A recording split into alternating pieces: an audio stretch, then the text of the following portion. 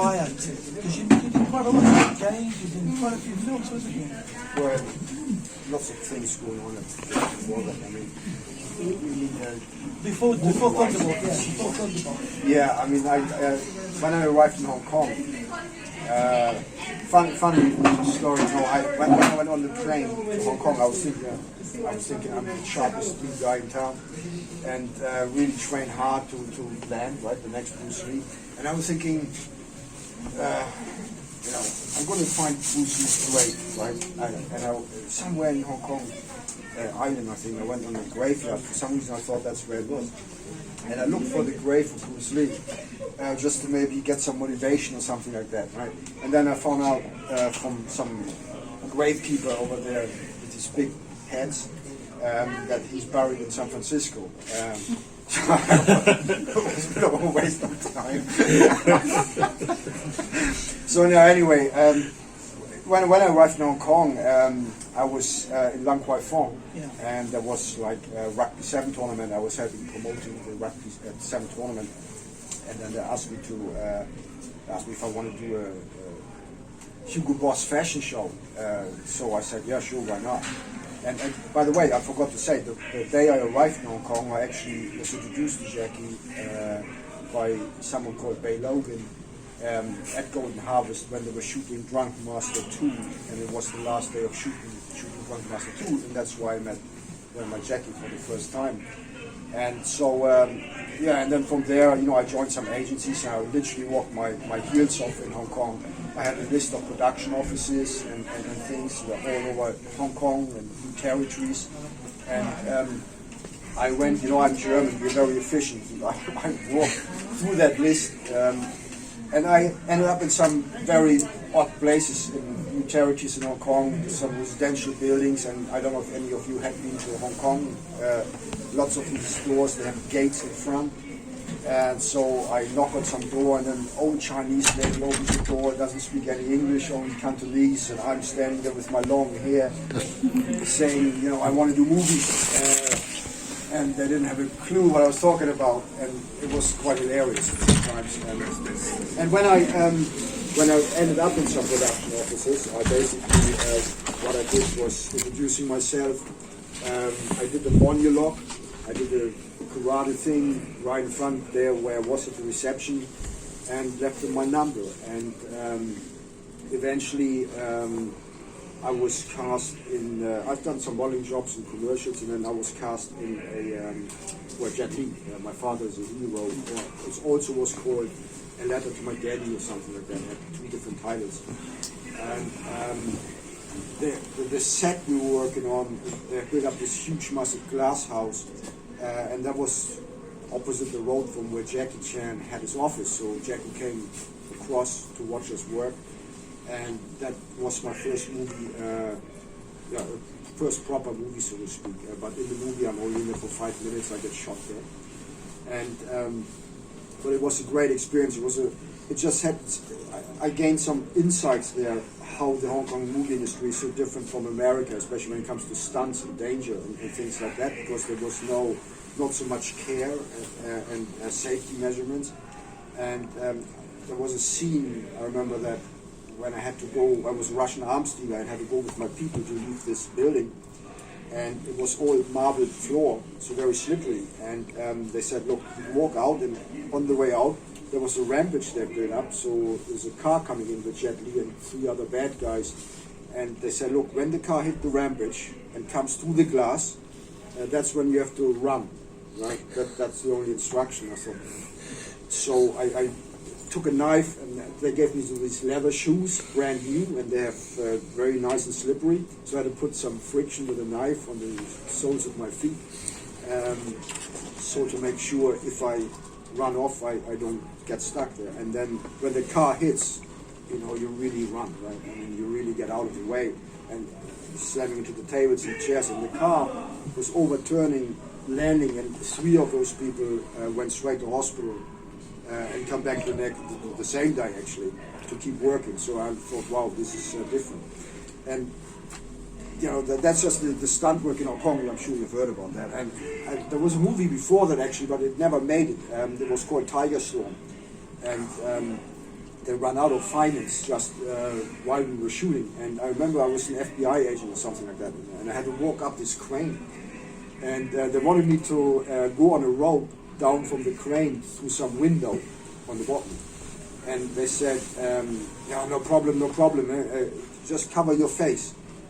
And you pre-explode the glass in the window. And I felt a bit uncertain about that. And I said, okay, so then they said, but when you swing down, with one hand you need to shoot this gun at the same time. So I thought, man, this is getting a little bit more complicated. So I decided to opt out, and there was Winston, you remember Winston? Yeah. Which I do it. He's a big black guy, completely opposite of my looks. And so I do it. And so he went, and the window didn't pre-explode, and he went right through the window, and all the glass was stuck in his head on the top. And so they had to take tweezers and get the glass out of his head. I was glad I didn't do it. Yeah, but that just shows you in Hong Kong. It's all different. I remember reading an autobiography by Michael Caine. He was talking about, and that's American products, he always said, if you have to do a stunt as an actor, always let them demonstrate it first, and never do it to the end of the shoot, because afterwards nobody cares about you anymore. So that kind of thing. But yeah, and then we did I did a video game with Jackie Chan as well. It was at the time called Jackie Chan Kung Fu Master, and we were the first people who were the real people in the video game. So not a cartoon. So they filmed us. And but it wasn't so successful, but it was really fun to do. And I remember in Japan there was an official release for the video game, so there was a time when it was shown in the arcades around the world, and you can play the game basically. And I remember, because I never played video games really, I was never really so much into it, and I wanted to know what happens when I win, in the game.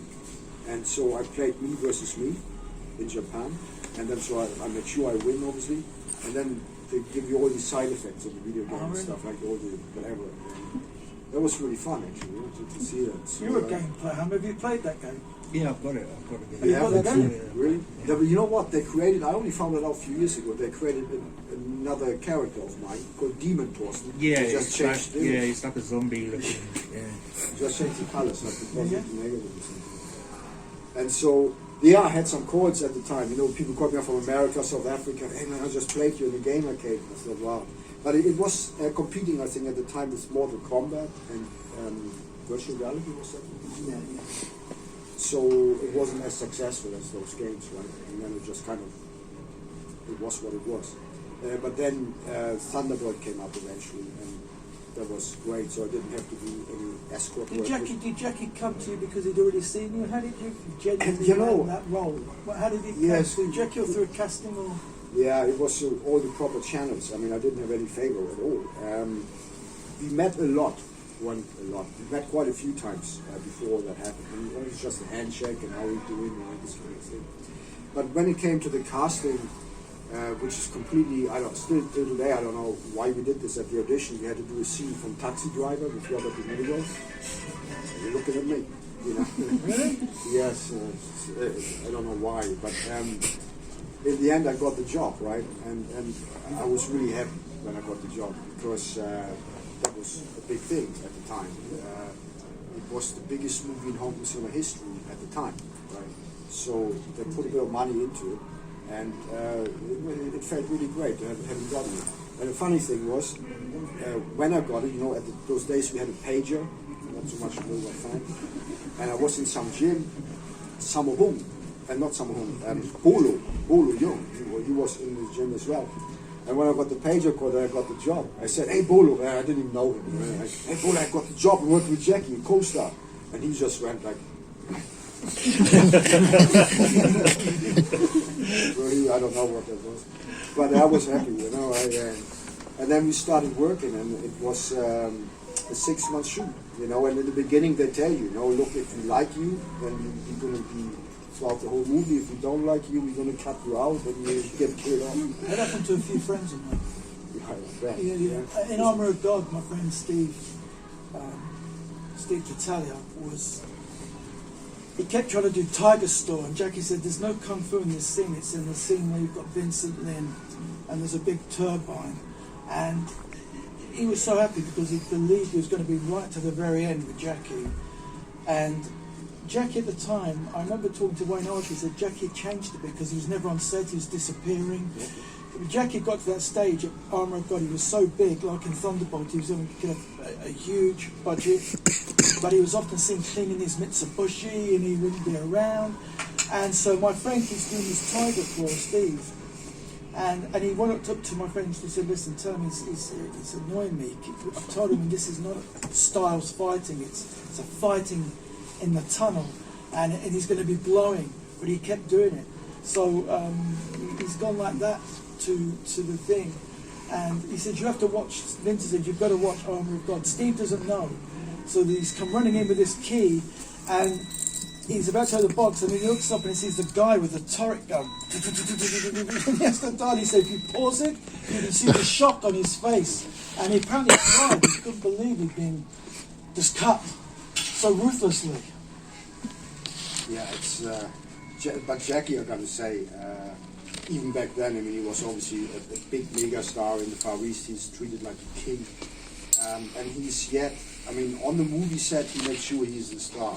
Right? I mean, you're not the star; he's the star. There's no need for that, but that's how he is. But he's hugely talented, I would say. He's behind the camera. He's like in charge. You know, even he's not the official director. There were 3 of them, I think.